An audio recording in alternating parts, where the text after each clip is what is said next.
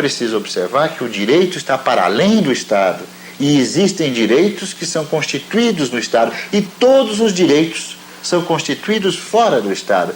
Mais tarde, dependendo do grupo que toma o poder, ele vai cristalizar essas normas que foram conquistadas nas lutas. Então, direito e Estado hoje estão ligados, mas é uma determinada faceta do direito, determinada parte do direito. É o direito chamado positivo, é o direito do Estado. Mas eu pergunto a vocês, será que vocês não percebem que até mesmo nas comunidades existe um direito costumeiro que não tem nada a ver com a lei escrita? Será que você não percebe que várias lutas vão se dando e transformando direitos? Eu pergunto a você, seus direitos trabalhistas de hoje são iguais àqueles que quando você começou a trabalhar, se você tiver 50 anos como eu? Certamente não, porque as lutas sindicais levaram à constituição de novos direitos. Então, a característica do direito é essa mobilidade e não podemos confundi-lo com lei. A lei é uma expressão estatal de determinado tipo de direito, enquanto o direito é esse processo político e social de constituição de novas conquistas, de novos avanços da sociedade.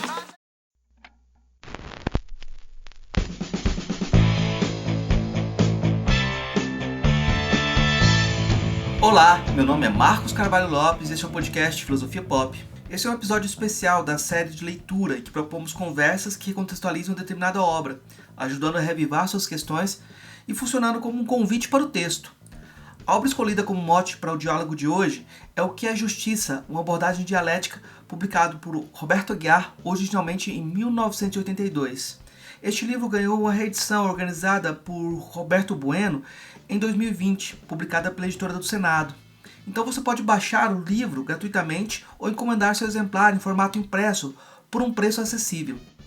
Nossa ideia é fazer mais algumas entrevistas sobre esse livro, de tal modo que possamos potencializar sua leitura. Hoje conversamos com o professor Argemiro Martins sobre essa obra de Roberto Aguiar e sua importância nos debates sobre a filosofia do direito no Brasil, o contexto de sua publicação e como ela dialoga com o tempo presente. O professor Argemiro Cardoso Moreira Martins é professor associado de Direito Público na Faculdade de Direito da Universidade de Brasília, atuando na graduação e na pós-graduação. Na abertura desse episódio, você ouviu a participação de Roberto Aguiar no documentário Direito Achado na Rua, produzido pela UNB em 1991. O Filosofia Pop é um podcast que aborda a filosofia como parte da cultura. A cada 15 dias, sempre às segundas-feiras, a gente vai estar aqui para continuar essa conversa com vocês. Intercalando com nossos episódios normais, de quando em quando vamos apresentar episódios de entrevistas temáticas especiais. É o caso da conversa de hoje. Você pode encontrar mais informações, textos, no nosso site, que é o filosofiapop.com.br. Nós temos página no Facebook, no Instagram, perfil no Twitter e canal no YouTube. Nosso e-mail é contato@filosofiapop.com.br. Se você gosta do nosso conteúdo, apoie nossa campanha de financiamento coletivo no Catarse. O endereço é catarse.me/filosofia_pop. A contribuição mínima que pedimos é de R$5 mensais. Se não pode contribuir, ajude divulgando, comentando, indicando para amigos. Precisamos dessa força. Vamos então para a nossa conversa com Argemiro Martins sobre o livro O que é Justiça? Uma abordagem dialética, de Roberto Aguiar.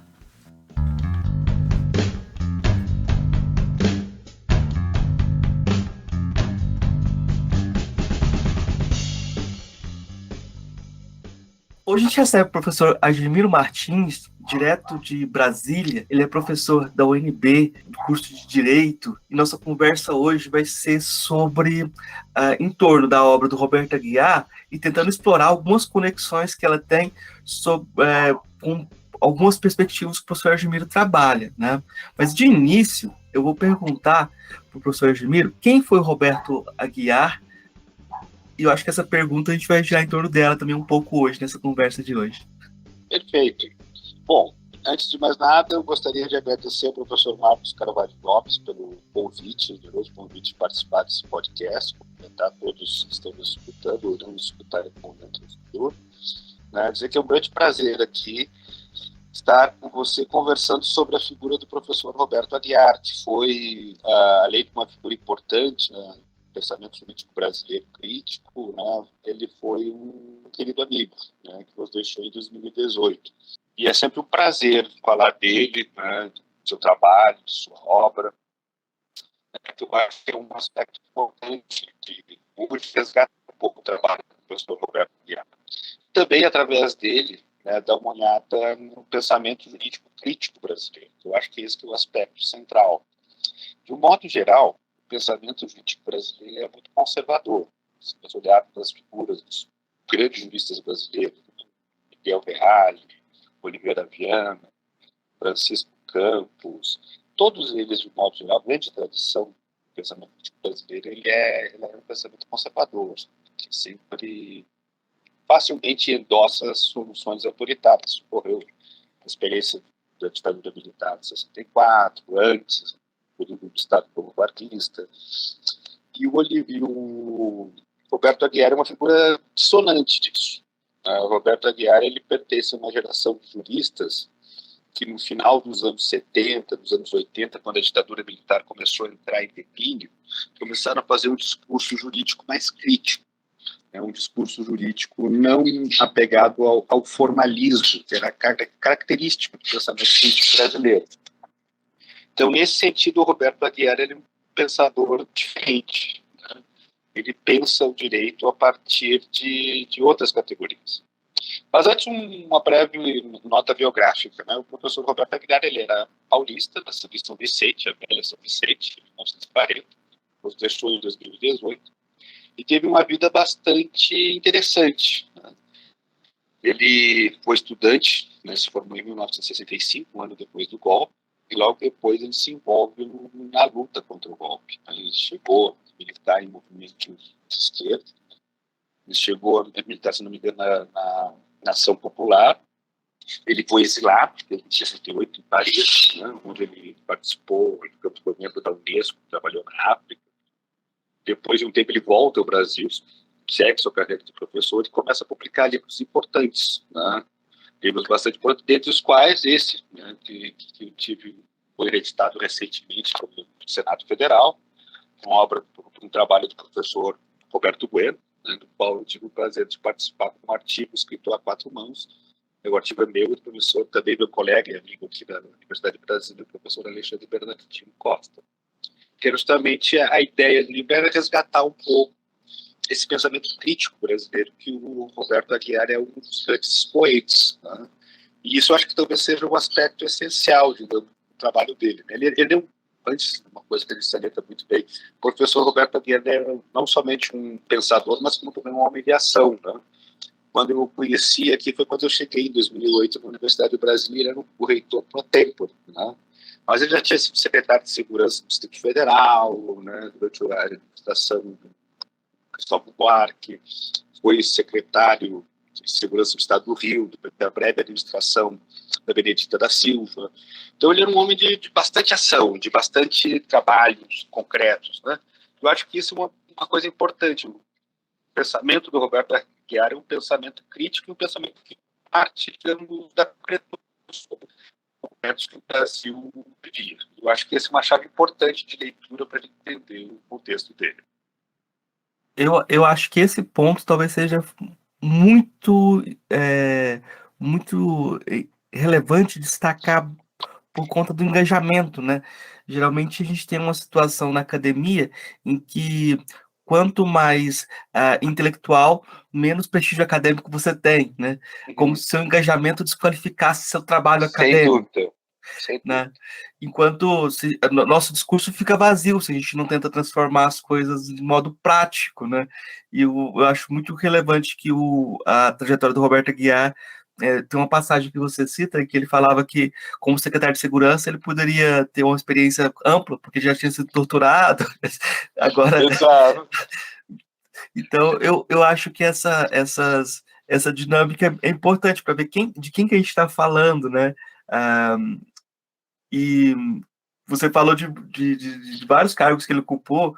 Eu depois fui procurar no meu casaco de general do Luiz Eduardo Soares para ver essas referências, porque você tem esse jogo também de ocupar esse lugar de secretário de Segurança Pública no Rio de Janeiro, depois do Garotinho, é um desafio, deve ter sido um desafio grandioso, né? Mas escrever um livro com esse título, O que é Justiça, para alguém que tinha uma história de luta contra a ditadura no Brasil, que estava começando a passar pelo processo de democratização, também parece ser uma coisa muito, muito séria, né? Aí eu vou te perguntar, professor, eu vou fazer aquela pergunta que o que é justiça? O que significa fazer essa pergunta no curso de Direito, né? Não vou te perguntar o que é justiça, mas o que significa essa pergunta no curso de Direito? Perfeito. Não, ótima questão. Né? O que é justiça? O título do livro ele é bastante provocativo, porque existe um consenso bastante firme no direito, que é um consenso compartilhado por vários filósofos, desde os mais formalistas como Kelsen, Hart, até filósofos mais contemporâneos, por exemplo, da teoria dos sistemas como Niklas Luhmann, Habermas, Ronald Worth. Uma coisa é o direito, outra coisa é a justiça. Mas são duas coisas diferentes. Do ponto de vista da filosofia do direito, digamos que triunfou, a pergunta sobre a justiça tem um problema. Ela parte de concepções parciais de justiça. Não existe mais nas sociedades pós-convencionais um consenso sobre a justiça. Nós poderíamos pensar em sociedades pré-convencionais, sociedades pré-modernas, né, um consenso, sei lá, por exemplo, na Espanha de Filipe II, o cristianismo era um consenso, e quem não fosse cristão, como era o caso dos árabes e judeus, encarariam as fogueiras da Inquisição. Então, nesse sentido, hoje nós não temos mais isso. Então, com base nessa constatação, se expurgou a ideia de justiça do direito. A ideia que persiste é que o direito é um sistema que vale por si mesmo. O direito é válido. É um conceito de validade na filosofia do direito, é um conceito que, na verdade, diz que o direito vale porque ele vale. Ponto. Né? E quando o Roberto Aguiar faz essa questão, o que é a justiça, ele faz uma provocação muito interessante. Primeiro, o contexto, né? Que muitas vezes isso é uma coisa que me chama muito a atenção. Né? Eu acho que talvez você, Marcos, também perceba isso. Eu já sou um professor já velho, então eu me lembro da ditadura militar. Eu vivi a ditadura militar. E muitos dos meus alunos não têm a menor ideia do que é ditadura militar. Então, quando você se depara com o livro que é a Justiça, do Roberto Aguiar hoje, alguém que não tenha a ideia do contexto perde muito da leitura. Porque a leitura, como eu até comentei com você, o professor Roberto Aguiar era um homem que pensava a partir de questões concretas. Não pensava a justiça, por exemplo. O livro que é a Justiça não é um pensamento abstrato, ele não faz uma investigação, por exemplo, das concepções de justiça na história da filosofia, não vai aos gregos, né, Volta, Kant, Hegel, nada disso. Ele parte de uma questão bastante concreta. E o contexto que ele vivia no Brasil era um contexto de crise da ditadura militar. Esse livro é de 82, a ditadura militar estava assim nos seus últimos momentos, ela acaba em 85. E ela estava assim, lutando para fazer uma transição lenta, gradual e progressiva, como gostava de dizer o ditador, não, o Geisel, na época. E era um contexto bastante complicado, né? Porque, por exemplo, em 77 a gente tem a segunda revolta dos estudantes, né? Em 79 e 80 tem as poderosas greves do ABC, nós temos a campanha das diretas já em 84. O Brasil daquela época, muitas vezes a gente imagina, quando lê os livros da história, que era um país bastante tranquilo, um país bastante violento, bastante manifestações, bastante greve. Né? E também é bom lembrar, a extrema-direita do regime militar na época não gostou muito da ideia da abertura militar. Então o Brasil teve uma série de atentados terroristas muito fortes cometidos pela extrema-direita. O mais famoso foi o fracassado, a tentativa do caso Rio Centro. Mas tiveram outros, né? Inclusive uma secretária da OAB no Rio morreu por conta de uma carta-bomba que foi endereçada da OAB. Outras foram endereçadas do como é que era o Instituto de Imprensa do Brasil, né? Então foi um período muito, muito difícil. E falar de justiça naquele período era, na verdade, falar sobre as injustiças. Né? Essa era a grande questão. Eu acho que uma das teses principais do professor Roberto Aguiar era justamente nesse sentido. A filosofia do direito, a teoria do direito, descartava que a justiça com uma forma muito fácil. No entanto, ele dizia, não, mas se você olhar a situação concreta, você vai ver. As injustiças são flagrantes, elas estão aí, para quem quiser ver. Basta ver como, por exemplo, a justiça brasileira trata os ricos, como ela trata os pobres. Por exemplo, em termos de direito de propriedade, né? Então, se você tem, digamos, uma desocupação de uma terra porque ela é ilegalmente ocupada, tranquilamente você vai perceber que o desocupado é o pobre diabo. Porque aquele fazendeiro, dono de posses que ocupa uma terra pública não vai sofrer esse tipo de reprimenda. Mesmo que sofra desocupação, não é do mesmo jeito que ocorre com os pobres. Então, a ideia, digamos, principal do texto do professor Roberto Aguiar é justamente dizer o seguinte: na concretude do direito que tu vai perceber a injustiça.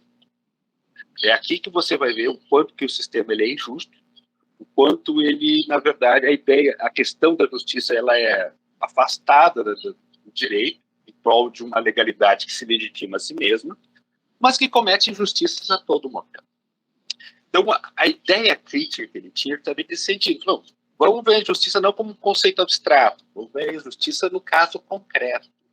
Quando, por exemplo, eu estava vendo uma notícia alguns meses atrás, de uma decisão do STJ que condenou não sei quantos anos de prisão uma mulher que tinha roubado alguns itens do supermercado. Que dentro do direito a gente tem uma figura para isso, que é o chamado furto famélico, quando você furta alguma coisa para comer. E essa pessoa foi condenada, né, a um tempo de prisão por roubar alguma coisa para comer. Então, nesse sentido, você vê, né, por exemplo, quando a justiça trata um crime de colarinho branco, quando a justiça trata um crime comum como esse. Então, é essa a perspectiva do Roberto Aguiar. Assim, a injustiça está aqui. Você pode percebê-la concretamente. Né? Então, nesse sentido, é que ele tenta resgatar a ideia da justiça, né, a partir de sua concretude, né, e mostrando justamente que, na verdade, o que era visível à época, né, o quão era injusto o modelo brasileiro da ditadura militar, que naquele momento definhava. Eu fiquei pensando no estilo de escrita dele, como isso é importante para o texto também, na fluidez dele, porque ele bate de frente com a tradição de escrita também do que é o direito, né? Mas eu queria chamar a atenção para essa tradição também do que era o direito naquele momento, em termos de uma tradição brasileira autoritária, né? Como a Constituição e as normas eram utilizadas pela ditadura e alinhadas com a ditadura, reforçando e legitimando a ação autoritária, né? Isso eu acho que é talvez a gente não conseguiu se livrar totalmente disso, isso é uma coisa importante também, né? Até que ponto que a gente conseguiu se livrar disso é uma questão que a gente pode fazer na frente, né? Mas eu queria que você contextualizasse também essa pergunta que ele faz, com essa abordagem, e como ela se destacava em relação ao contexto de conversação da filosofia do direito brasileira. Perfeito. São duas questões interessantes. Vamos começar primeiro pela questão da escrita, que eu acho interessantíssimo. Isso também é um aspecto que chama atenção. A escrita no direito brasileiro, tradição, vamos pegar aí um Miguel Reale. Miguel Reale era um escritor famoso, prolífico, escreveu muitas obras de filosofia do direito e tal. E a tradição, digamos, brasileira é de uma escrita empolada, né, de uma escrita bastante erudita, você cita Deus e todo mundo, né, todos os autores, os filósofos clássicos, os juristas todos, né, e você faz uma síntese disso, demonstra, na verdade, isso é interessante, isso é muito recorrente até hoje.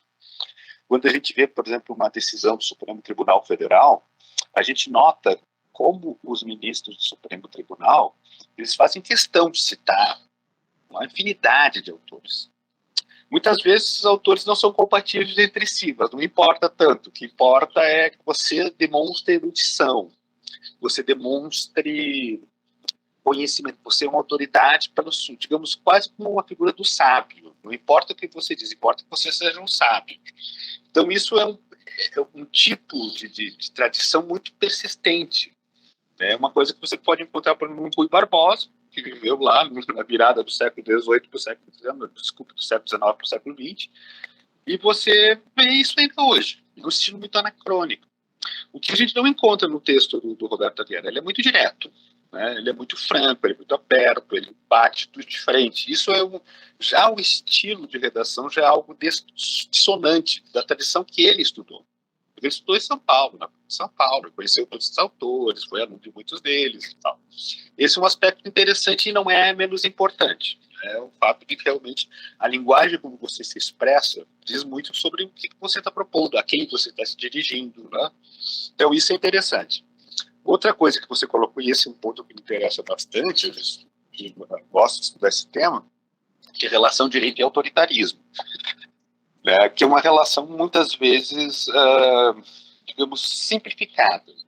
Existe uma ideia que não é errônea, mas ela tem que ser matizada, que é justamente a ideia de que existe uma contraposição entre Estado de Direito e autoritarismo. Ou seja, você tem um império do direito e um império, digamos, da autoridade de plantão, do ditador da vez. Essa contraposição, muitas vezes, ela é fantasiosa. E o caso brasileiro ele é bem ilustrativo nesse sentido. Tem um estudo interessante de um professor inglês chamado Anthony Pereira, em que ele fala do legalismo autoritário. Ele estuda o caso das ditaduras militares recentes no Brasil, Argentina e Chile, onde ele vai buscar, né, digamos, a relação que o judiciário tinha com os poderes ditatoriais. E uma das conclusões importantes que ele tira no livro é que no Brasil nós tivemos um caso muito estreito de colaboração do aparato judicial com a ditadura militar. E nós vamos ver, isso é uma coisa curiosa, uma coisa interessante. Os militares, à época, diziam que o Brasil não era uma ditadura porque nós tínhamos o Congresso funcionando. Não tínhamos o Congresso funcionando, é verdade, mas funcionando daquele jeito da ditadura militar, né, com dois bipartidarismo, uma oposição consentida, depois eles terem caçado o Congresso, praticamente os elementos indesejáveis do Congresso terem sido caçados, né? Tinha, no final da ditadura, a partir dos pacotes de abril de 77, eles criaram a figura do senador biônico, que era um senador indicado pelo presidente, que não tinha suporte eleitoral nenhum, né? O presidente podia fechar o Congresso, como também fez em 77, e outras vezes em 68 e tal. Então era um Estado de direito de fachada. Era um Estado de direito extremamente manipulado, manietado. E é interessante notar que essa relação entre direito e autoritarismo, ela é uma relação mais estreita do que normalmente a gente costuma pensar. Dizer, não, você tem um Estado de direito, você não tem um regime autoritário. Não, na verdade, você pode ter o direito. Né? Eu acho que até o Montesquieu que sempre diz, não sei, agora vou ver se eu estiver errado, acho que foi Montesquieu que disse, por trás de um grande tirano sempre tem um grande jurista. Então, eu acho que nesse sentido, há uma colaboração muito estreita do sistema de direito, sempre houve. Se você pensar para o mundo afora, né? Você tinha Santi Romano, né, no fascismo italiano, você tinha um Carl Schmitt no regime nazista, você tinha um Oliveira Viano, Francisco Campos com Getúlio Vargas, você tinha um Manuel Gonçalves Ferreira Filho aqui no lado de 64, você tinha um monte de juristas trabalhando nessa questão. Então, a contraposição Estado de Direito e autoritarismo, ela não é tão antagônica, como muitas vezes nos sugere. Ela é matizada. O direito é um instrumento que acaba servindo também aos regimes autoritários. E você tem razão quando diz que há uma certa contaminação, digamos, desse direito autoritário no Brasil. A gente pode perceber isso em muitos aspectos, por exemplo, como o judiciário decide até hoje. O Supremo Tribunal praticamente é o soberano da lei, não importa o que ele diga, né? Ele decide. Basta ver, por exemplo, que foi a questão da prisão de segunda instância no Brasil. O Supremo Tribunal Federal mudou 3 vezes de opinião com relação a isso. No primeiro momento admitia, depois voltou a não admitir, depois voltou a admitir, depois disse que não podia mais. Né? Então, assim, é pura discricionariedade. Não é o império da lei, é o império daqueles que dizem o que a lei diz, no final das contas. E isso é feito de uma forma bastante autoritária, porque o Supremo Tribunal Federal, como diz, é o que detém o monopólio da última palavra. Decidiu, está decidido.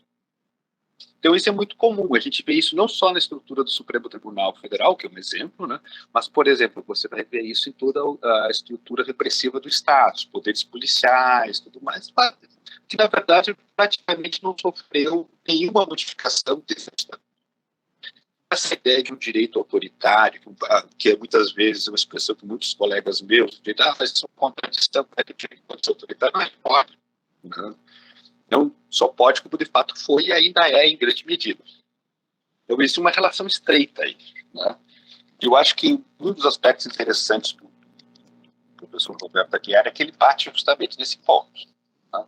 De como o direito ele pode ser injusto, de como o direito, na verdade, ele não é, digamos, a antítese necessária, digamos, do autoritarismo. Acho que uma pergunta que eu gosto de fazer para o texto é o que ele queria fazer, né? O que o autor queria fazer. E quando eu pego o texto do Roberto Guerra, eu vi que ele queria construir uma polarização para falar, você precisa decidir sua posição, você precisa saber de que lado você está.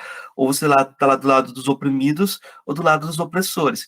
Naquele contexto, isso significava ou você está do lado da ditadura ou você está do lado dessa reconstrução democrática que a gente está querendo propor, né? Ah, essa polarização, ela, ela tem um problema para a gente hoje, quando a gente relê pela própria linguagem, né? Porque a linguagem da maioria e da minoria que ele usa mudou seu significado, né? Eu queria que você comentasse um pouco sobre isso, porque é um aspecto interessante, essa mudança de significado diz muito sobre nossa trajetória também. Você diz mudou o significado em que sentido? Quando o Roberto Guiar fala de minoria, ele está sempre falando da minoria que comanda, né? Então ele está falando, você é a minoria que comanda e a maioria que é oprimida, né?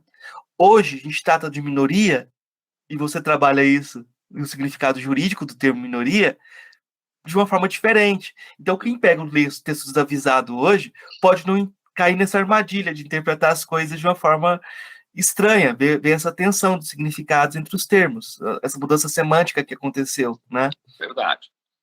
Não, bem colocado. O próprio termo maioria e minoria é um termo que mudou de sentido ao longo da história. A gente pensava...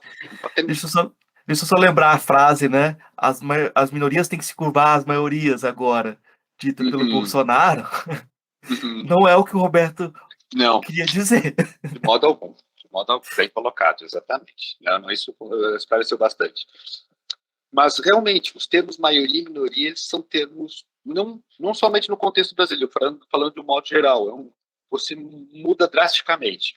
Por exemplo, as minorias surgem como um argumento dentro da estrutura do direito constitucional moderno, feito pela primeira vez, se não me falha a memória, com os Federalist Papers. Né? Quando você, por exemplo, pega lá o Federalista número 78, escrito por Alexander Hamilton, e ele defende a ideia de um judicial review com base nos direitos das minorias. Só que as minorias da qual falava o Hamilton eram as minorias dos proprietários de terra, dos senhores de escravos norte-americanos do final do século XVIII. Então, nesse sentido, a minoria dele era essa minoria privilegiada. De certo modo, quando o Roberto Aguiar fala das minorias, ele fala justamente das minorias governantes do Brasil da época, que eram as minorias privilegiadas pela ditadura militar, em detrimento da grande massa dos brasileiros que eram em condições terríveis. Então, quando ele fala em relação à maioria das minorias, é bem diferente do que se fala hoje. Por exemplo, nós falamos em termo minoria, ele até escreveu um texto essa questão sobre a mutação do termo minoria no direito constitucional. E é interessante notar como o termo minoria mudou de sentido, especialmente no final do século XX, na virada para o atual século, mas especialmente nesse século, só quando fala em minoria, fala em minorias de gênero, de raça, de cor, religiosas e tal. São, inclusive, minorias que não são tecnicamente minorias, como o caso das mulheres, né, que no Brasil é mais da metade da população. Então, o termo minoria ele mudou bastante de sentido. Tá? E quando a gente trata desses termos, é realmente pegar uma obra como a obra do professor Roberto Guerra, que foi escrito naquele contexto, a noção de minoria dele não tem nada a ver com o que hoje nós falamos. Né? Por exemplo, quando você prestou o ex-presidente Bolsonaro fala, né, que as minorias devem se curvar às maiorias, ele não está falando no mesmo sentido. Ou seja, ele está falando justamente dessas minorias que nós denominamos minorias de gênero, minorias de cor, minorias de religião, e a maioria que ele supõe que seja cristã, que seja, enfim, o que ele é, né? E o que ele supõe que representa. Então, nesse sentido, existe realmente uma mudança de sentido. O que é interessante notar, eu acho que isso, quando a gente fala dessas mudanças de sentido, a gente fala um pouco da história do direito constitucional do direito público, de modo geral. As noções, isso vale não só para a noção de maioria e minoria, mas vale para a noção de liberdade, para a noção de igualdade, para a noção de fraternidade, qual que seja.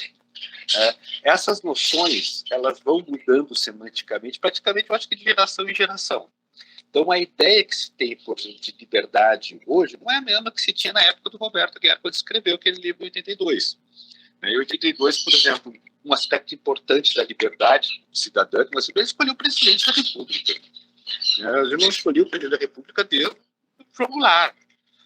Aí passou, não, liberdade política, você poder escolher o presidente da República. Isso foi uma demanda muito forte, por exemplo, a gente lembra, eu lembro, né, do extremo clamor popular que se teve na campanha das diretas já. Porque justamente aquilo era uma bandeira importante, né, era uma reivindicação importante para a população na época, poder escolher o presidente. Porque a ditadura militar havia simplesmente tolhido. Escolher o presidente era um acontecimento que os quartéis escolhiam e depois você sabia pela televisão quem tinha sido escolhido. Mais ou menos como a escolha do Papa, né? Em algum canto você escolhe e depois você sabe quem é, né? É uma espécie de revelação. Era assim a ditadura militar. Então é interessante notar, isso faz parte. Não sei, todos os autores, quando a gente vai ler, isso eu tenho que falar para os meus alunos, leiam os autores com os valentes da época. O que nós temos, por exemplo, hoje, né, dado um conceito de minoria hoje, não é o mesmo conceito que estava lá. E nós estamos falando de 82 no Brasil, que historicamente é logo ali. Né? Embora eu tenha vivido, as pessoas não viveram aquele período, mas é logo aqui. Né? E mudou muito a noção. Agora, imagina quando a gente trata de questões de autores que escreveram há 2, 3 séculos atrás. Aí é completamente diferente. Né? Eu acho que é importante falar dessa transformação de sentido, porque a função retórica, havia função retórica nessa divisão também, né? De forçar essa tomada de posição. Ele até fala assim, quem é de centro é de direita. Não existe caminho aqui, a gente tem que escolher, isso é importante. Mas eu queria destacar um outro aspecto, que eu acho que ele é questão de ênfase, né? Ressaltar o aspecto da crítica da ideia de neutralidade. Vocês até usam o termo véu da indiferença, aplicar o véu véu da ignorância, aplicar o véu da ignorância no Brasil é quase um véu da indiferença, né? Pensar o que é justiça no Brasil e não levar em conta as desigualdades é já partir de um discurso vazio, né? Eu queria que você comentasse um pouquinho sobre isso, porque eu acho que essa ênfase e essa crítica da ideia de neutralidade é muito importante, porque é um refúgio do que a gente chama de banalidade do mal, né? Não, eu estou só interpretando a lei, eu estou só fazendo o que... E é muito comum ainda. Não, verdade. E essa questão da neutralidade axiológica é uma coisa interessante, porque quando esse pensamento jurídico crítico no Brasil surgiu no final da ditadura, né, ele batia muito nessa questão da neutralidade, porque ela era um argumento bastante utilizado pelos juristas pró-ditadura. Não, estou interpretando a Constituição, estou interpretando a lei. Pouco importava que a Constituição e a lei fossem feitas pelos ditadores da vez. Então, nesse sentido, a ideia de neutralidade ela é utilizada como uma espécie de escudo, né, para você reforçar o status quo. Essa ideia, por exemplo, está presente no texto do Roberto Guerra, que é muito evidente. Assim, na época, né, era uma coisa muito clara. Tínhamos ministros do Supremo Tribunal Federal na época, como era o ministro Moreira Alves, que era um formalismo atroz. Assim, ele fazia interpretações gramaticais isso legal para tomar decisões pavorosas. Isso era bastante recorrente. E a questão da neutralidade ela tem um significado muito interessante. Tem um grande debate, você tem filósofo, sabe? Tá? A questão na filosofia do direito, a ideia de neutralidade, ela vem justamente no moral do positivismo. Quando os positivistas como Kelsen, como Hart, o seguinte, olha, uma sociedade pluralista não tem como defender o ponto de vista moral, né, como fundamento de uma estrutura jurídica. O direito ele é uma forma que alberga qualquer conteúdo. E nesse sentido, eles estão corretos. Sim, direito é uma forma jurídica, ela é aberta a qualquer conteúdo. O problema do ceticismo moral, da neutralidade, é que eles são, não é que eles sejam, digamos assim, digamos dizer, sejam neutros. É que eles são, na verdade, diferentes dos valores. Então, se você colocar, por exemplo, sei lá, valores nazistas e valores pacifistas, são todos valores. Então, nesse sentido, a indiferença alcança todos. Esse é que é o grande problema. Você tem, na verdade, o ceticismo, ele é uma espécie de... Como é que eu vou dizer a expressão? Fugiu agora o termo. Mas ele é uma espécie de cinismo com relação aos valores.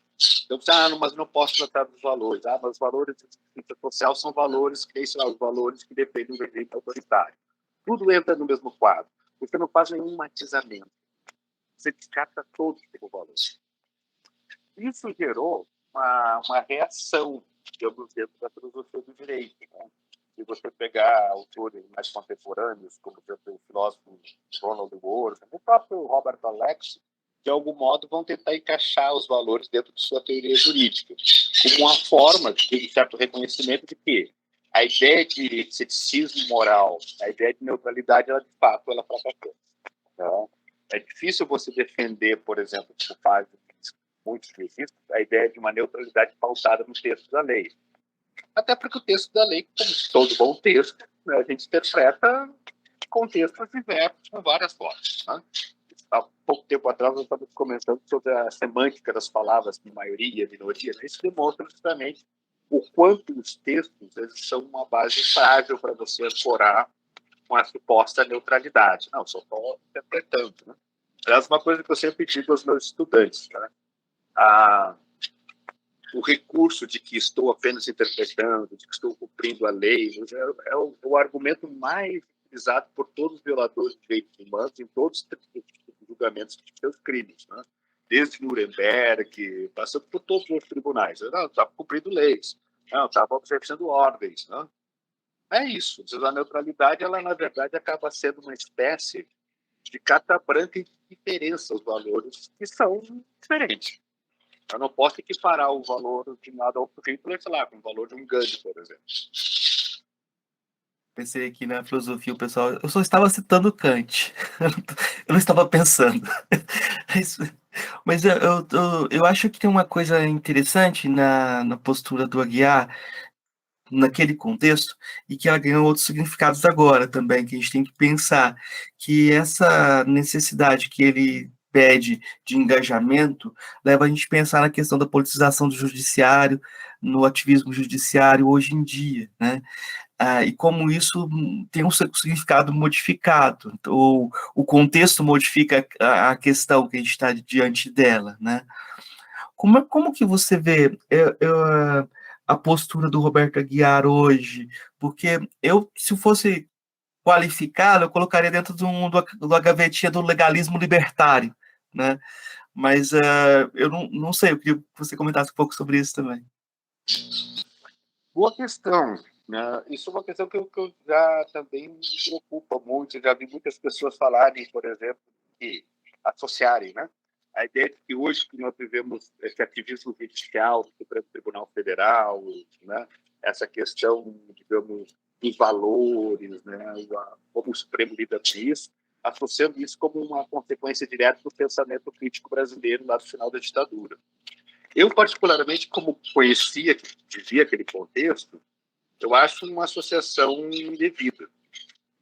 Eu acho que são duas coisas bem diferentes. O contexto, por exemplo, que o Roberto Aguiar, quando ele reivindica, olha, nós temos que ter um pensamento crítico engajado. Né? Ele diz claramente, mas esse engajamento, essa noção de justiça que ele defende está escrita nas relações concretas sociais. Ele vai dividir, ele vai associar, por exemplo, a questão da justiça ao sistema de opressão, de dominação. Então, você tem os dominados e os dominadores. A justiça vai estar sempre do lado dos dominados, não do lado dos dominadores. Então, ele tem uma forte, digamos, influência, digamos, até do pensamento marxista, né? Pensamento esquerdo, pensamento crítico, né? Mas não tem nada a ver com o que se faz hoje com a teoria dos valores, né? Porque justamente falta, né, esse aspecto, né, dessa estrutura social de injustiça. O Roberto Aguiar, quando afirmava isso, ele tinha em mente essa estrutura, um sistema que ele via, conhecia, e que era o sistema brasileiro, né? Um sistema de absoluta favorecimento dos ricos e absoluta extrato com os pobres. E isso é uma marca do Brasil até hoje. Na época da ditadura militar, isso era mais notável, era mais, digamos, evidente. Agora, no caso atual, não. No caso atual, o que nós temos, quando se trata do Supremo Tribunal Federal, tratando de valores, né, a gente vê, na verdade, uma pura discricionariedade. Voltando ao exemplo que eu dei pouco tempo atrás com relação à questão da prisão em segunda instância, né? Então, assim, na hora o STF decidia que o que era importante era a presunção de inocência. E outro lado decidia que, na verdade, já não era mais a presunção de inocência. Era a segurança jurídica, era o interesse da sociedade, enfim, estabeleciam essas contraposições de valor que expunham deles livremente. Tanto que o STF, como eu te falei, mudou 3 vezes de opinião acerca do mesmo tema em um espaço curto de tempo. E, claro, isso também é uma coisa importante. O Supremo Tribunal Federal utiliza isso de uma forma bastante política. Nós sabemos que a questão da prisão de segunda instância tem muito a ver com a candidatura do atual presidente, na época, né? Em 2018, estamos falando que era o Luiz Inácio Lula da Silva. Então, aquele julgamento teve um caráter muito forte. Então, não há como comparar as duas coisas. Porque o caso do engajamento do Roberto Aguiar, e digo Roberto Aguiar, mas outros tantos juristas da época, era no sentido claro de defesa dos interesses da maioria da população indigente, da maioria da população pobre, miserável, e que praticamente não fazia parte, digamos, das atenções do Estado militar brasileiro da época. Hoje é diferente. Hoje você vê o uso indiscriminado dos valores sem qualquer comprometimento em, digamos, o rompimento com essa estrutura de dominação. Muitas vezes os valores são utilizados até para você fortalecer a estrutura de dominação, né? Então, nesse sentido, né, o pensamento crítico brasileiro, final da ditadura, né, da transição para a democracia, ele não tem, na minha opinião, nenhuma relação com o que ocorre hoje com o Supremo Tribunal Federal ou essa jurisprudência dos valores, vamos dizer assim, que vigora hoje, né?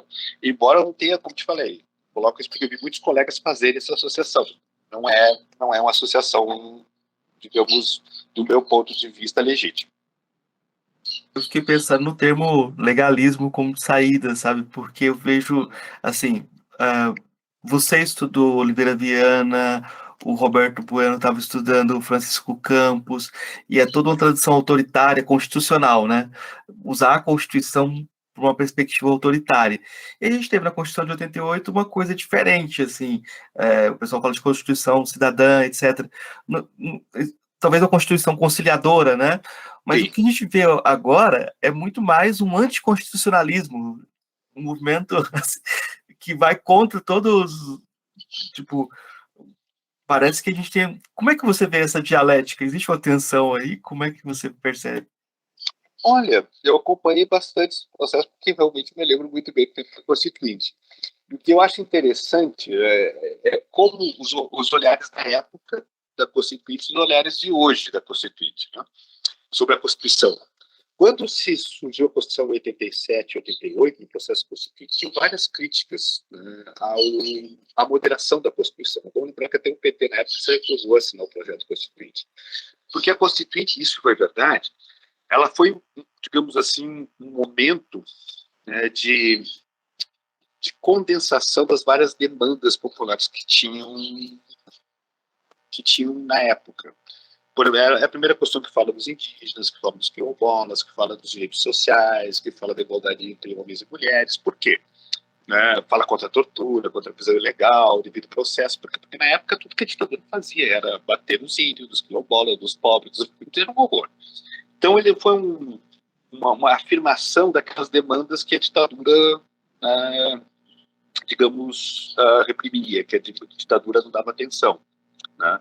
Tem uma frase que está lá no Faticidade e Validade do Haber, mas eu acho muito interessante quando ele diz que a da Carta de Clientes tem uma história dramática, né? Um trauma do mundo da vida que é traduzido em direitos. E ele é real isso. Mas um dos descontentamentos que o pessoal tinha com a Constituição é que a Constituição não foi radical o suficiente. Ela foi um processo de neutralização, porque teve, no primeiro momento, aquelas demandas que excederam a Constituição, e depois teve uma série de comissões que neutralizaram isso. Eu orientei uma tese de doutorado, orientando a chamada Larissa Mizutani, em que ela analisa o processo de construção dos direitos, o caminho que as emendas populares percorreram na Constituinte. E ela demonstra bem claramente como essas demandas foram neutralizadas pelos partidos, pelas lideranças e tal. Então, na época, você tinha uma visão da Constituição, digamos, essa Constituição podia ter ido mais. Hoje, a Constituição é profundamente atacada. E aquilo que nós vimos que foi, digamos, um avanço que ficou aquém, hoje você vê como uma garantia, como algo que não deve se abrir mão, que a Constituição de 88 é uma maravilha. É interessante ver essa mudança de período, só porque eu acompanhei os dois, né? Então, eu me lembro de 87, 88 e me lembro de hoje. Vários colegas meus, bem contemporâneos da época, não, mas a Constituição tem que ser defendida, mas na época eu não defendia isso. Eu achava que a Constituição foi muito aquém, já deveria ir além, né? E nesse caso, hoje é diferente. É interessante, isso é importante para a gente refletir sobre a questão dos contextos, né? De como os contextos mudam muitas coisas, né? Hoje, por exemplo, quando eu vejo muitos militantes da esquerda, tal, defendendo a Constituição, me lembro do passado. É claro que a Constituição não é uma maravilha, não tem problemas, mas também ela é assim como um avanço na estrutura da democracia brasileira. Eu acho que isso é um aspecto claro. A estrutura da Constituição tem que ser encarada. Nós temos várias questões, por exemplo, uma das coisas que me preocupa no discurso de defesa da Constituição é que isso também não pode a maneira de pensar criticamente. Eu acho que é sobre as coisas que a gente tem que pensar. Por exemplo, o nosso trabalho é muito grande. Eu acho que o nosso é um tribunal, eleito por ninguém, indicado, e que tem um poder decisório muito grande. A própria estrutura do Congresso, o papel do Senado, para que serve o Senado? Né? A não ser para ser um contrapeso conservador. Né? Ou o próprio modelo de representação da Câmara dos Deputados. Eu acho que tudo isso tem que ser repensado. A Constituição, ela tem que ser defendida, mas criticamente, né? Não no sentido de criticá-la, não isso é interessante, né? Porque muitas vezes a gente coloca o termo crítica, parece que toda crítica vem do mesmo lugar. Não, uma coisa é a crítica bolsonarista à Constituição, outra coisa é uma crítica democrática, comprometida com a Constituição. Acho que são duas coisas que a gente deve discernir nesse contexto. Eu fiquei percebendo o cuidado que o Roberto Guiar tem para falar, olha, existem fissuras que você pode usar na interpretação da lei aqui, que pode ser usada para os oprimidos, etc. Mas no contexto hoje, a gente tem leis que não são aplicadas também. Tem muita coisa que essa Constituição modificou, né? E aí eu fiquei pensando... a gente está refazendo a questão hoje. Nossa conversa, de certa forma, está tentando refazer a questão do que é justiça, né?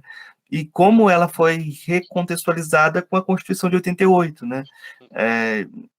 Eu acho que aí tem essa diferença também de você, num contexto ditatorial, e de um contexto que você tem uma Constituição que você pode falar, ela é deficitária, mas ela tem alguma coisa ainda, né?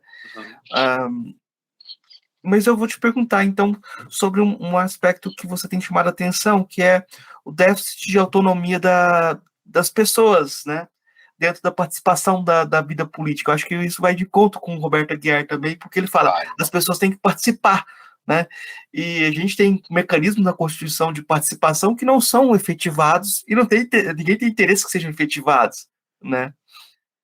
Exatamente. Aliás, se você analisar a história da Constituição de 88 para cá, poderia até escrever um livro chamado A História da Ineficácia. Porque é isso que aconteceu. A Constituição de 88 tinha uma série de direitos, sobretudo sociais, né, que foram neutralizados pelo poder depois. O próprio Supremo Tribunal Federal no início, logo no final dos anos 80, nos anos 90 todo, trabalhou no sentido de neutralizar vários dispositivos constitucionais.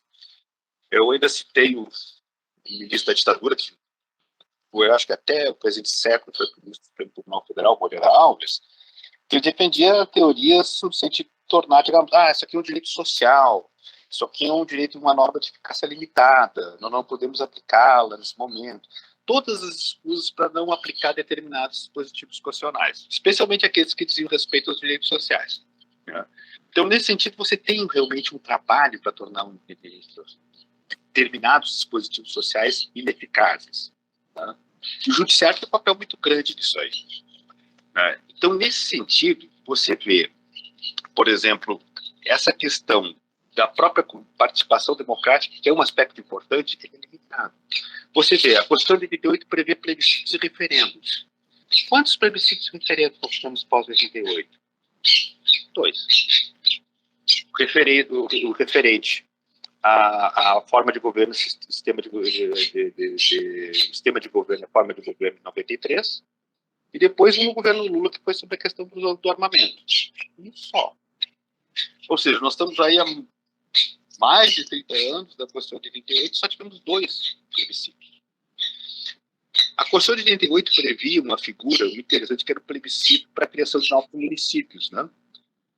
Que vigorou no início dos anos 90, tá, uma série, teve uma decisão do Supremo Tribunal Federal na época, que foi bastante controversa, mas depois sofreu uma emenda constitucional, acho que no tempo do primeiro governo do presidente Lula, que limitou acabou praticamente limitou essa questão dos plebiscitos para a criação de novos municípios. Hoje praticamente não se cria mais novos municípios. Mas demonstra justamente o quê? Se você compara, por exemplo, sei lá, com a Venezuela, aqui do lado. A Venezuela teve 300 plebiscitos e referendos e nós tivemos 2. A eleição para o sistema político do Brasil representativo ele é extremamente elitizado. Para você concorrer a deputado federal, senador, você tem que ter caminhões de dinheiro, porque senão você não se elege de jeito nenhum. O país é muito grande, tem muito complexo, você precisa de muitos votos, né? É uma coisa que precisa de meios de comunicação. Então, nós temos um sistema político extremamente elitista e, digamos, imune ao povo. O povo é o que menos participa. As eleições são reduzidas, por exemplo, uma das coisas que me chama a atenção hoje é o extremo controle que a Justiça Eleitoral exerce sobre a eleição. Você pode fazer eleição 3 meses. Mas pera um pouquinho. A propaganda começa tal dia, acaba tal dia. Mas a política é uma coisa que faz parte da vida. As pessoas têm que discutir quem vai ser o presidente. Não precisa ser em 3 meses, tem que ser durante todo o ano. Né? E isso não ocorre. Existe um controle muito grande sobre a população. Forma como decide. Os candidatos são decididos pela Justiça Eleitoral, quem pode concorrer, quem não pode. Depois da ficha limpa, então isso criou um critério que permite dizer quem que vai ser o candidato ou não. Você tem, na verdade, na minha opinião, hoje, no Brasil, uma democracia muito tutelada. Esse é o grande problema. E o povo não é convidado a participar. Na verdade, é uma alienação, né, do processo político decisório. Ou como disse, na verdade, o jurista argentino Roberto Gargarella, né? É uma alienação legal.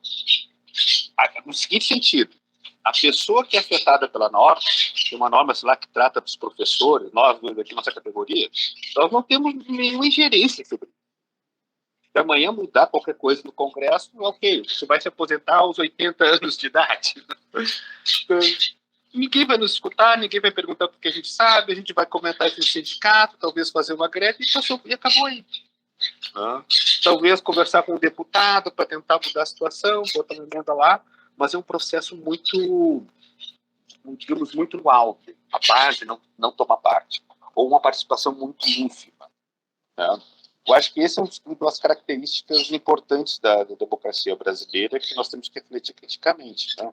Essa baixa popularidade, essa baixa oportunidade. Né? O número de plebiscitos eu acho que é bem evocativo. Poderíamos existir muita coisa por plebiscito, mas Eu fiquei pensando de como isso reflete uma despolitização, né? e um tipo de politização oportunista, né? Um tipo de politização contra a política, né? A gente tem esse movimento de, é, de fazer política contra a política e contra a Constituição e contra as normas e contra... Então essa está se tornando muito popular, né? Falando da ineficácia. Todo mundo concorda com a ineficácia. Então eu acho muito é o contexto que a gente está vivendo. Professor, eu acho que a gente fez um percurso interessante. Acho que a gente fez um percurso para pensar com o autor, né? Pensar com Roberto Aguiar. Eu queria que, fechando a primeira parte dessa conversa, depois eu tenho 3 perguntas que eu quero fazer, que eu faço para todos os convidados. Eu queria que você comentasse um pouco sobre o lugar desse livro hoje, né? Porque eu acho que essa é a questão. A gente tem heranças de pensamento no Brasil, tem heranças autoritárias, mas também tem heranças de pessoas que tentaram questionar esse autoritarismo, né? Perfeito, ótima questão. No, o lugar que eu acho que aqui já quero, né, digamos, saudar a iniciativa do professor Roberto Bueno, que foi reeditar o que é a justiça do professor Roberto Aguiar, que foi reeditado agora recentemente pelo Senado Federal em 2020, e eu acho que foi uma reedição, eu acho que é a segunda reedição, porque a primeira tinha sido original foi em 82, eu acho que teve outras edições depois, logo nos anos 80. Mas é uma obra muito atual nesse sentido. Fundamentalmente por quê? Os problemas que o professor Roberto Aguiar enfrentou ainda são os mesmos. Esse que é a grande questão. É o que a gente vê hoje no sistema brasileiro, por exemplo, de justiça, assim, o sistema de nominação que ele coloca é exatamente o mesmo. Os oprimidos continuam sendo oprimidos. Se um movimento popular ocupa uma determinada propriedade, vai a polícia lá e resolve isso na pancada. Se um fazendeiro ocupa uma terra pública, a chance de ele ficar com ela é enorme, né? Mas a polícia jamais vai lá espancar o sujeito. Então você vê justamente esse problema que a gente tem ainda está aí. Né? Quando a gente fala, por exemplo, dos aparatos repressivos do Estado, polícias e tudo mais, assim, não mudou muita coisa do tempo da ditadura para cá. Né? A tortura segue. A tortura segue, a prisão arbitrária segue. Ou seja, os problemas que o professor Roberto Aguiar enfrenta ainda são os mesmos. É interessante, o que é preocupante nessa reflexão é de que a mudança da democracia, nesse aspecto, não significou muita coisa. Né? E também nos chama a atenção para o tipo de democracia que a gente constrói. Porque o tipo de democracia que o professor Roberto Aguiar tinha em mente era um tipo de democracia mais participativa, onde você jogava justamente a questão da responsabilidade política aos cidadãos.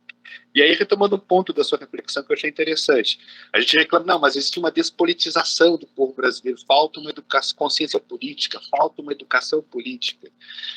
E realmente, falta, mas a gente não vai conseguir isso sem política. Se nós relegamos o povo a um papel decisório, secundário, de tempos em tempos, né? Lembra aquela famosa crítica do Rousseau à liberdade dos ingleses. Né? Os ingleses são livres de tempos em tempos para escolher seus representantes no parlamento. Fora isso, eles são súditos, né, como qualquer reino absoluto. E é verdade. Né? O papel brasileiro, da cidadania brasileira, de tempo em tempo, nós temos a festa da democracia nas eleições, que a justiça eleitoral reduz a 3 meses e acabou. Aí depois você fica aí. Então, nesse contexto, você não pode ter politização. Politização é isso que eu acho muitas vezes uma equipe de muitos colegas meus. Nós temos que fazer mais cursos de política, de formação política. Então, ok, isso é interessante. Mas a política ela é uma vida concreta. Ela tem que ter uma participação política. As pessoas têm que se sentir importantes ou, de algum modo, decidirem sobre isso. O sistema eleitoral brasileiro hoje é um sistema que a gente vai lá, aperta um botão e acabou a sua cidadania. No resto, você depende das autoridades públicas, do policial, do juiz, do prefeito. Aí você não tem realmente uma cultura política, você não politiza ninguém. Porque a politização, se nós lembrarmos, por exemplo, a experiência lá da Atenas Democrática, era viver a democracia, você participar dos órgãos decisórios. Tá? Claro que nós não vivemos no contexto de democracia direta mais, mas você teria que ter alguma forma de participação. O que nós temos hoje é uma redução da participação política quase nada. Eu acho que esse é um dos aspectos importantes que a gente tem que analisar no contexto da Constituição Brasileira de 88, que, como eu repito, eu não sou um crítico da Constituição no sentido, ela foi um avanço, mas é claro que eu ainda acho que ela ficou aquém.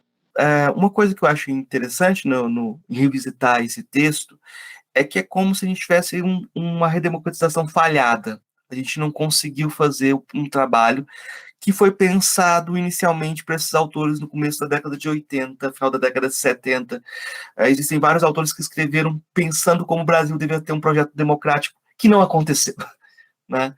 Então, de repente, esses textos ganham uma inaudita presença, uma atualidade que a gente não consegue lidar com o texto da mesma forma. Assim, ele fala muito para a gente hoje, porque é como se a gente tivesse dado uma volta e a questão da ditadura permanece como um impensado, né? Então, se existe um trauma para ser cuidado, esse trauma permanece, né? Esse trauma permanece e talvez cada vez mais aflorado, né? Eu acho que é essa nota que eu queria colocar, como esse texto volta, mas volta porque a questão que ele colocava não foi trabalhada, né?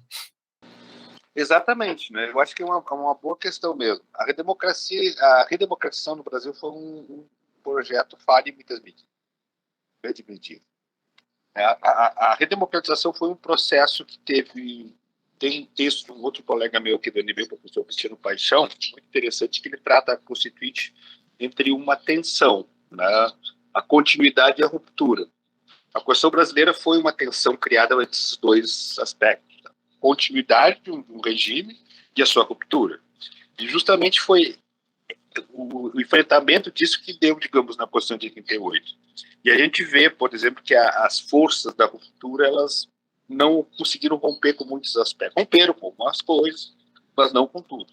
Eu acho que talvez muito do processo da Constituição de 88, a gente analisar hoje, do ponto de vista crítico, a gente vai ver que faltou foi justamente esse aspecto da ruptura, no sentido mais de um fortalecimento da participação dos cidadãos, no sentido de um fortalecimento da politização. O que nós temos hoje, é claro que a Constituição não é uma coisa que você decide lá, né? Tipo, lá veio o momento constituinte, decidiu tudo, daqui para frente é só uma repetição daquilo. Não. A Constituição ela é uma construção cotidiana, mas o caminho que nós percorremos é no sentido de uma despolitização cada vez maior, né? Se nós pensarmos, por exemplo, um dia eu estava lendo até um artigo sobre o número de greves que se tinha no Brasil nos anos 70 e 80, que compara hoje, é muito menor. Você tinha uma maior participação dos trabalhadores através do movimento escravista da pressão no regime militar. Hoje isso diminuiu. Então é interessante ver isso, né? Porque eu acho que se nós formos qual foi, digamos, a principal falha, na minha opinião, da Constituição de 88 em termos de redemocratização, foi essa apatia política, essa despolitização dos próprios cidadãos, que talvez possa explicar, talvez, é uma hipótese, né, essa questão, por exemplo, do bolsonarismo recente, né, da volta da ditadura como uma espécie de mito, como algo que foi bom, quando na verdade foi um lixo. Isso eu acho que é uma coisa do pessoal. Só te contar uma história, né? Uma vez eu peguei um táxi, o taxista perguntou, um jovem, né? Ele falou a ditadura não foi tão ruim assim. Aí eu olhei para ele e falei, você viveu a ditadura? E ele respondeu, não. Eu falei, eu logo percebi. Se tivesse vivido, não diria isso. Eu acho que agora eu vou para as 3 perguntas que eu passo para todos os convidados. Acho que a gente já fez um percurso aqui que, pelo menos, quero incitar as pessoas a lerem o texto e a pensar com o texto também, né? Mas a primeira pergunta que eu faço para todos os convidados é uma pergunta singela, simples. O que é filosofia? Uma grande e complexa pergunta para a qual eu acho que não tem forças para responder adequadamente. Mas a filosofia, eu acho, né, que é um trabalho, é uma forma de você pensar o mundo criticamente. Acho que a filosofia tem que você pensar o seu lugar no mundo. O lugar, por exemplo, no meu caso, eu sou um jurista, trabalho com direito, né? Então eu sempre procuro pensar o papel da Constituição, o papel das instituições de uma forma crítica, pensando ela aqui e agora, para a solução de problemas concretos que nós vivemos. Então, nesse sentido, a filosofia, para mim, ela muitas vezes, isso eu sempre insisto com meus alunos, né? pessoal pensa a filosofia como um universo das abstrações, como de conceitos que estão lá nas nuvens, pairando no céu em algum lugar que são inacessíveis ao entendimento. Não, a filosofia não é nada disso. A filosofia é uma coisa muito concreta. Ela está aqui para resolver questões que são, especialmente filosofia do direito, filosofia prática. Você tem que resolver mesmo aqui. Né? A gente utiliza os conceitos abstratos como recursos conceituais para você compreender uma complexidade que não é visível. Quando se fala do Estado de Direito, fala das relações lá do federalismo, separação dos poderes, direitos fundamentais e tudo mais, isso não é uma coisa que você encontra na esquina. Isso não é uma coisa concreta, no sentido de uma pedra, de um tijolo. Isso é um conjunto de relações sociais bastante complexas que você precisa descrever com conceitos apropriados, que são os conceitos filosóficos. Você entende essa realidade a partir de categorias como, por exemplo, a questão da justiça no texto do Roberto Aguiar é estreitamente associada aos sistemas de dominação. Então, você tem que entender essa categoria para entender do que ele está falando. Mas a filosofia ela é uma coisa profundamente prática. Ela serve para resolver essas questões. A abstração da linguagem ela é tão somente um recurso necessário para tratar de uma realidade que é extremamente complexa que você não pode lidar de outra maneira. Você não pode, por exemplo, descrever a situação dos direitos fundamentais a partir tal lugar aconteceu isso, tal lugar aconteceu aquele outro. Não, você precisa de uma linguagem abrangente que dê conta do fenômeno de sua complexidade. Mas a filosofia, eu acho o seguinte, para mim, ela é uma forma de pensamento crítico da realidade. Se ela não servir para isso, não serve para nada. E eu acho que esse é o grande propósito da filosofia. Qual a filósofa ou filósofo que você conheceu pessoalmente que mais lhe impressionou? Pessoalmente, que mais me impressionou, na área do Vale do Tempo, tem alguns que eu gostaria de colocar. Um foi meu professor no mestrado, que foi o professor Luiz Alberto Vará, que foi o professor argentino. Né? Ele estudou na Argentina e fez sua carreira no Brasil. Era um pensador extremamente crítico, né? Pensava bastante a questão da filosofia do direito, tinha um conhecimento muito grande sobre a filosofia positivista de Hans Kelsen e, sobretudo, uma visão crítica, muito crítica. Foi um filósofo que me marcou bastante na trajetória. Um outro filósofo que eu tive o prazer de conhecer também, que me marcou bastante, foi o professor Miroslav Milovic. Foi meu colega aqui e, infelizmente, né, deixou essa vida por conta da pandemia do Covid. Foi uma perda muito grande. Nós aqui na faculdade sentimos bastante a falta dele, que ele era professor de filosofia do direito. E ele era um filósofo. Então, assim, isso é uma das coisas que eu até, quando você me falou que é um filósofo da filosofia do direito, fiquei muito feliz. Porque eu sempre desconfio dos filósofos do direito juristas. Eu prefiro, gosto que a filosofia do direito seja dada por filósofos, né, que conheçam da filosofia para tratar do que a gente faz. Mas foi também uma figura muito importante, me impressionou bastante, assim, de trabalho, felicidade do colega dele. Tinha uma reflexão muito, o professor Miroslav tinha uma reflexão muito sofisticada da filosofia atual, de autores como Habermas, Carl Schmitt, Marx, que eu conhecia muito. Né? Eu acho que duas figuras me marcaram bastante, filósofos que eu tive o prazer de conhecer foram esses dois, né? O professor Vará e o professor Miroslav Milovic. Qual o seu filósofo ou filósofo favorito? Boa pergunta. Eu tenho vários favoritos, assim. Por exemplo, eu gosto, talvez eu acho que quando a gente acaba lendo os filósofos, a gente acaba tendo uma certa identificação, embora essa identificação seja crítica. Dentro da filosofia do direito, por exemplo, um autor que eu critico bastante, porque eu gosto muito de ler, é o Hans Kelsen. Eu acho que o Hans Kelsen é um autor muito interessante na medida em que ele é um formalista, né? Mas eu acho interessante na medida em que ele leva o pensamento formalista e seu deducionismo lógico ao extremo, né? E ele tenta resolver tudo daquela forma. E é claro que ele não consegue. Mas é interessante, porque ele é um autor que justamente leva a extremos o pensamento formalista. E demonstra seus limites. Eu acho isso interessante. E ele é um sujeito muito honesto. Né? Né?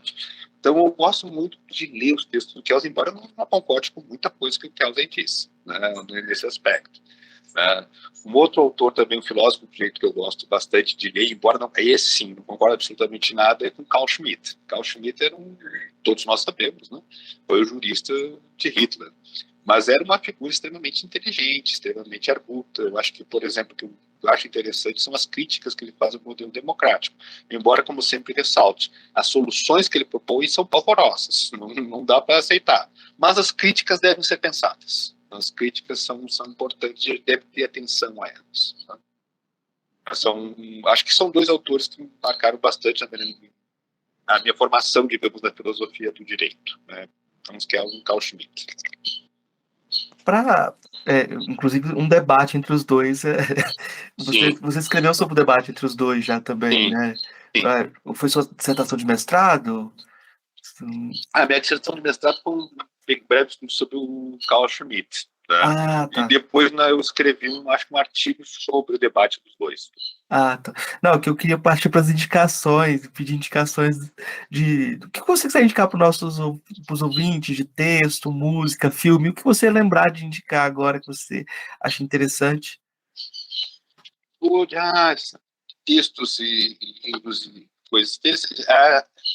Tem várias coisas para indicar aqui. Deixa eu pensar uma coisa que seja interessante. Eu estava lendo, um texto que eu digo, principalmente para os alunos, assim, sobre essa questão da democracia, né, uma visão, digamos, mais geral, e esse livro aqui, ó, né, Democracia Antiga e Moderna. É um livro antigo, né, escrito por Moses I. Finley, que né, eu acho que já faleceu, é um historiador norte-americano da Antiguidade Clássica, em que nesse texto, Democracia Antiga e Moderna, ele faz um contraponto bastante interessante entre a concepção antiga e a concepção moderna de democracia.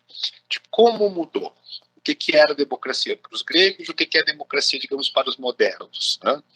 Eu acho que é interessante essa reflexão, no sentido de você perceber as mutações do conceito de democracia ao longo da história.